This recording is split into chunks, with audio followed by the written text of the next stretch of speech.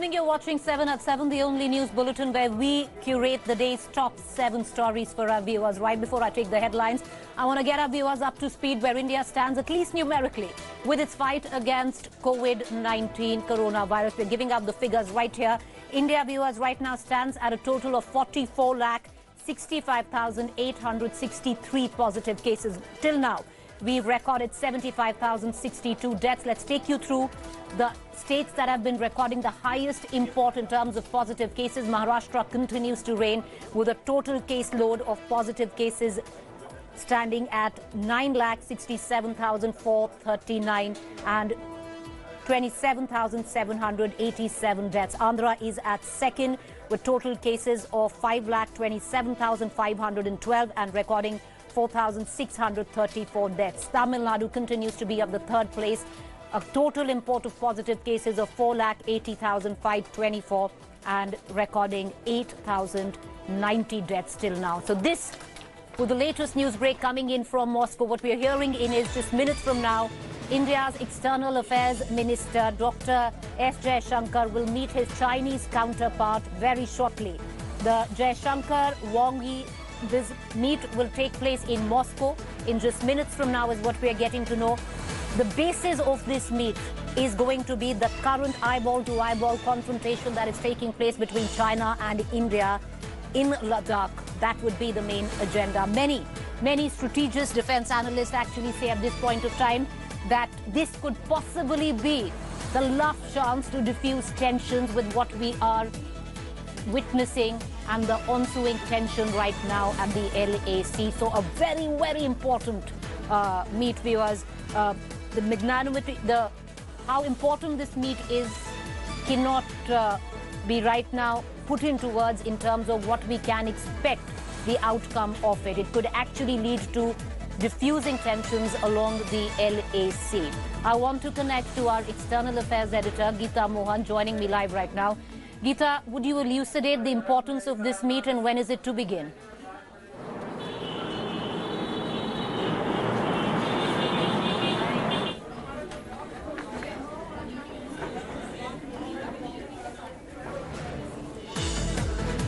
All right, we're seeming to have a problem with that audio link with Geeta. We're going to try and get through, but let me take our viewers through what we are getting in right now.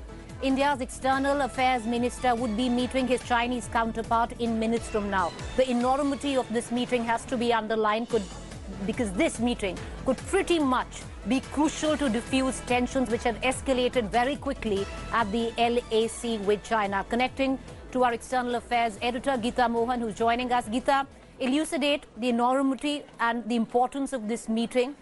What could it hold and when is it about to begin?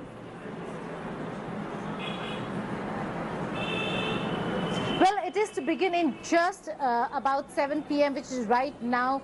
We're supposed to get a confirmation on whether if External Affairs Minister Jaishankar and his Chinese counterpart have entered that room or not.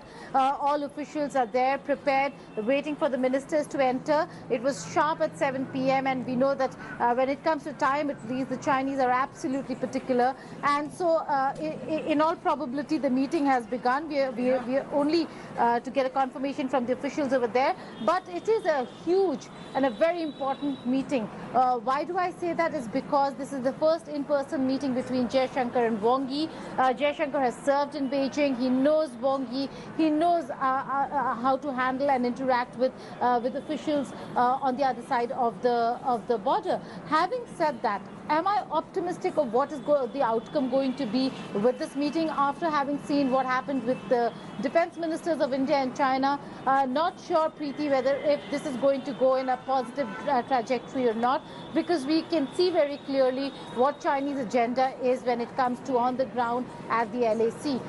But yes, India, like the Ministry of External Affairs spokesperson just now, a while ago during the briefing said, that is looking at and seeking resolution through peaceful means, which is what is going to be reiterated by Dr. Jaishankar, but also a very specific mention of how India is not going to move forward with any other front unless and until border situation is resolved between the two countries. All right, appreciate you joining us, Geeta. Thank you there. We're going to continue to come back to you. So let's underline the fact any moment now that meeting is going to take place. Trust India Today to get you the minute-to-minute development of that meeting and the outcome. That's really important. But let's now cut across to give you a larger understanding on what we're talking about when we say that at the LAC right now the situation is fluid, which could turn kinetic.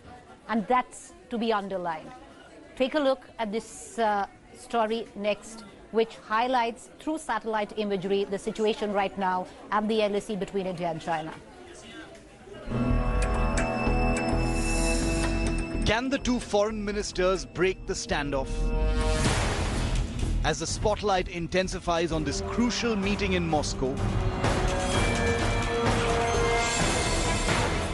on the ground, as always, the sobering reality of Chinese duplicity on full display.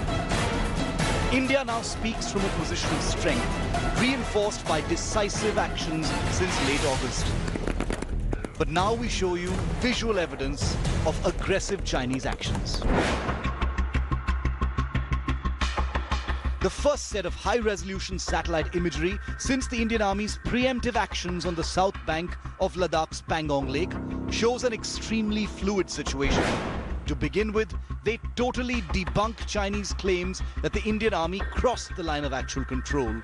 These high-resolution images from September the 7th are by Maxar's Worldview satellites. Earlier, the PLA's Western Theatre Command issued a statement, remember, accusing the Indian Armed Forces of crossing the line of actual control. While there are no visible signs of occupation of the peak called Helmet Top Mountain by either forces, images show the presence of a cluster of Chinese military vehicles and camouflage tents at the bottom of the mountain. The tracks to the empty Helmet Top are seen leading from the Chinese side. What these images also establish is China has been reinforcing its posts and building up, even while aggressively accusing India of transgressions.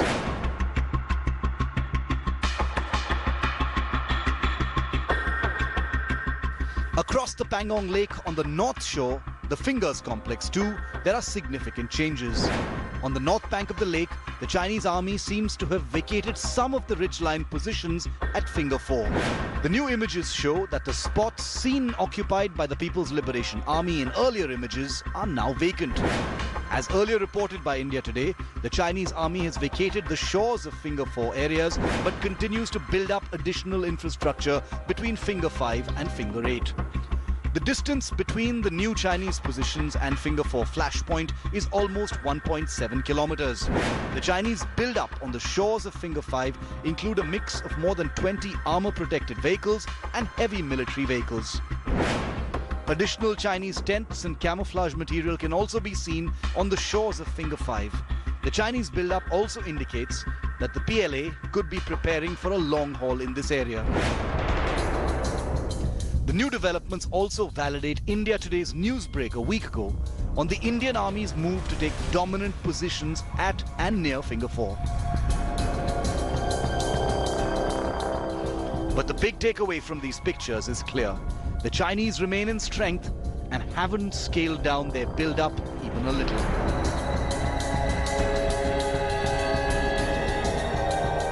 With Ankit Kumar and Colonel Vinayak Bhatt, Bureau Report, India Today. Well, coming at the back of that, now this could be a very strong message to the dragon to China. Why do I say it? Well, India Today inducted 5 Rafales to its Air Force. Massive show. Full bells and whistles as we unveiled those 5 Rafale jets. Now, all of them have been inducted into the Indian Air Force, and a very subtle yet very strong message has been sent to China.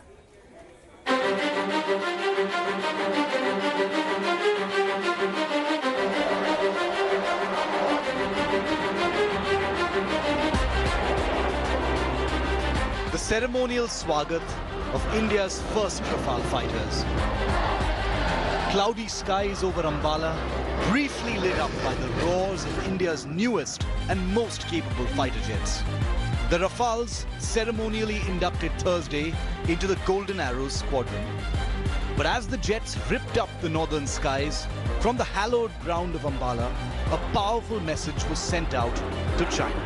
The squadron has been really busy and in an overdrive to operationalize.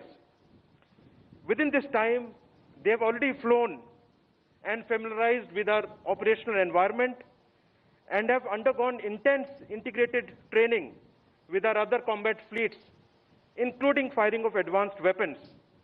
And I expect the golden arrows to intimidate and dominate whenever and wherever employed. Good to go, says the air chief. A major claim, and he isn't exaggerating.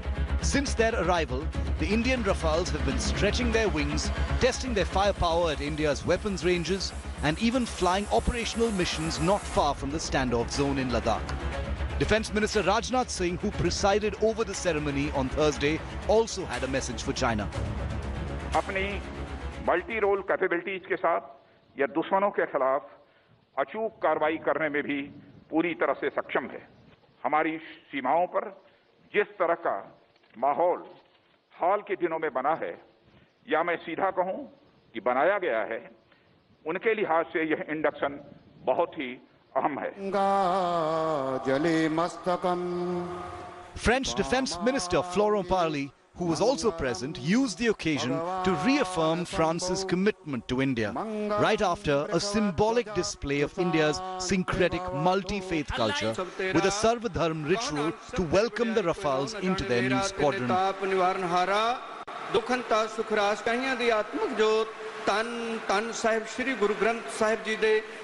What makes these Rafales an absolute game changer? The platform and the weapons on board. The beyond visual range air-to-air missile Meteor that can take down an enemy aircraft more than 100 kilometers away. The Scalp air-to-ground cruise missile that can take down an enemy target more than 300 kilometers away. The Hammer missile, the Mika missile, the electronic warfare suite, all of this on board this aircraft. This, of course, is a twin-seater version. Make this aircraft an absolute game changer in this region. No other air force in the region has an aircraft so potent, and that's why this is not just an air dominance fighter, an air superiority fighter. It's actually an omni-role, omnipresent fighter, a game changer for the Indian Air Force. The new jets were seen flying with Indian Air Force Jaguars, Su-30s, with an Indian Tejas also joining the spectacular proceedings. In case you're wondering, the 17th Squadron, or Golden Arrows, doesn't have a moment of pause. The race to keep the Rafales flying and get to full battle readiness at the earliest is on. For those watching and keeping tabs, message delivered.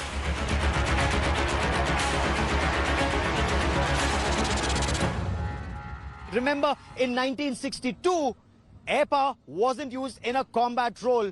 2020, air power is already on display. And this is one of the major differences between 1962 and 2020, the Rafale and the use of air power. With cameraman Kripal Singh at the Ambala Air Base, Gaurav Sawant for India Today. All right, let's take you through now what we can expect in terms of the superiority of these aircrafts.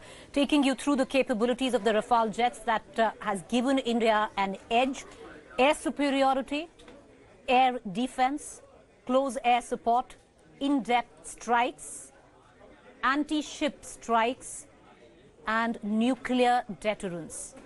These are the capabilities that the Rafales will give India and a clear edge when it comes down to combat, which is extremely important. All right, let's move on to the latest news break that we are getting in. It seems India has occupied crucial heights in Pangong. So is what we are getting in. Well, this is good news. India overlooking Chinese position at Finger 4.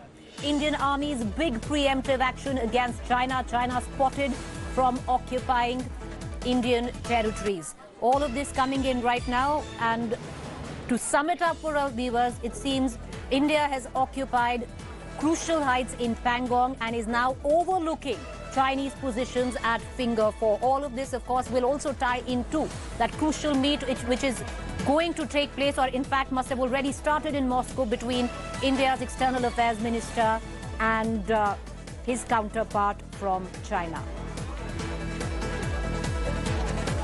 All right, let's quickly shift focus after this news break to what's happening right now in Mumbai, a story which is pretty much occupied the mental space of our viewers, and that is Kangana Ranaut's big blowout with the Shiv Sena. Kangana Ranaut today went to visit her office, which was pretty much in shambles after the BMC tore it down. What's interesting is that the Bombay High Court today intervened and now has stayed the verdict. In fact, the hearing in this case, where the BMC tearing down or demolition of Kangana's office has been put forth to the 22nd of September. So in this status quo, politics is in any case speaking. Let's tell you the latest which has happened. Ramdas Athavale, Union Minister, has gone to meet Kangana Ranaut. He met Kangana Ranaut, came out and gave a statement. In midst of all of this, Kangana has bolstered her attack on Uddhav Thackeray. Yesterday, she attacked him. There was an FIR which was launched today in Vikhroli, which said she used derogatory language against him. She went on to attack him again, where she actually compared him to his father, which was Bal Thackeray, and said that he would never ever inherit the legacy of Bal Thackeray, taking the fight directly to Uddhav. Meanwhile, the Shiv Sena has come out strongly and has said that this is just a political pawn played by the Bharatiya Janata Party.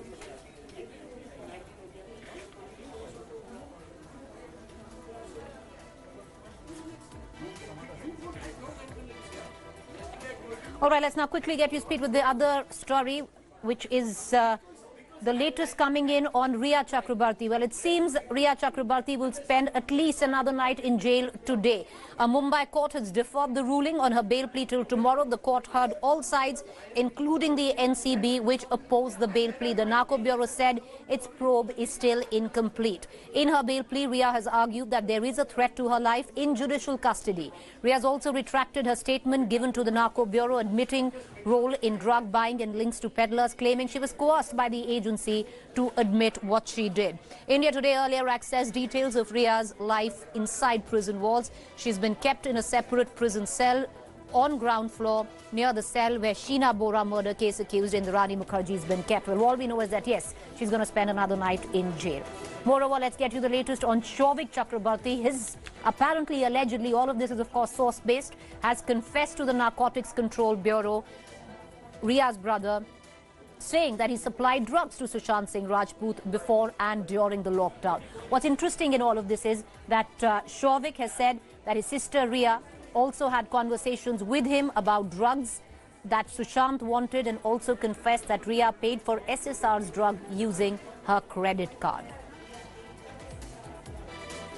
Welcome back. You're watching 7 at 7. Ending the bulletin with a quick fact check that we do in every bulletin at 7 at 7. Well, there was a claim floating about which suggests China-trained Pakistan paratroopers crash lands. It's false. The fact check on that, this viral image that most of you might have seen on social media, is of a Russian paratrooper from the year 2012, not a Pakistani China-trained paratrooper. So false again. With this quick fact check, it's a wrap on 7 at 7, but do stay tuned. Up next is To The Point.